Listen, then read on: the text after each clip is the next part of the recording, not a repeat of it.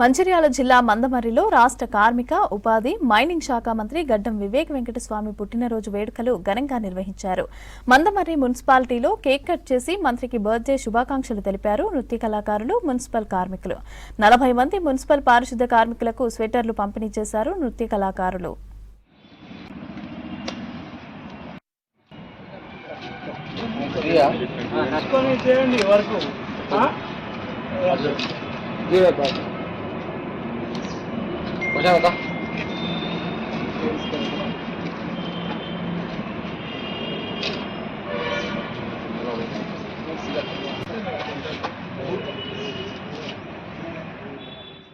ఈరోజు గౌరవ మంత్రివర్యులు వివేక్ వెంకటస్వామి గారి జన్మదినోత్సవాన్ని ఘనంగా మున్సిపల్ కార్యాలయంలో కళాకారుల ఆధ్వర్యంలో జరుపుకున్నందుకు వారికి జన్మదిన శుభాకాంక్షలు తెలియజేస్తున్నాను.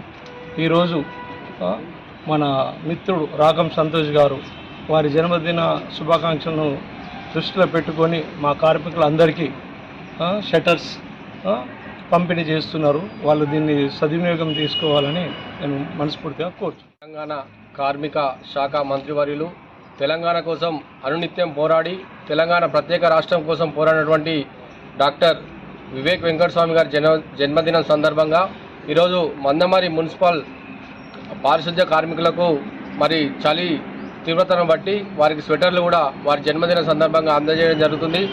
ఏది ఏమైనా కూడా వివేక్ గారు ప్రత్యేక తెలంగాణ కోసం కొట్లాడారు. అలాగే ఇప్పుడు ప్రత్యేకంగా మన చెన్నూరు నియోజకవర్గ అభివృద్ధి కోసం అహర్నిశలు కృషి చేసినటువంటి వివేక్ వెంకటస్వామి గారు నిండు నూరేళ్లు ఆయుర ఆరోగ్యాలతోని ప్రజలకు సేవ చేయాలని మరి